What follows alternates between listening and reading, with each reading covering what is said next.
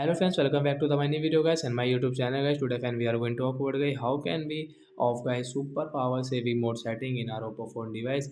Friends, we want to off guys your phone super power saving mode setting. Friends, you can see guys after on your phone guys you can see this type of interface setting. So friends, you will have to turn off guys your phone super power saving mode and how to off it. Today friends, I will show you. I will tell you in this video guys. So first of all guys, open your phone and friends you can see the settings of a right side icon and friends right side this left icon where you will have to click on the left side. Exit super power saving mode settings, tap here to off it. Friends, come back. Friends, you can see that the super power saving mode is off. You can check.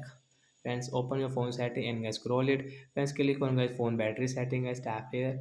Super power saving mode is off. Friends, you want to use, you will have to turn on again.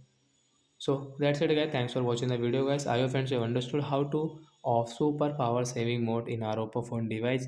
So bye bye friends. We will meet on next video guys with new topic. Bye guys.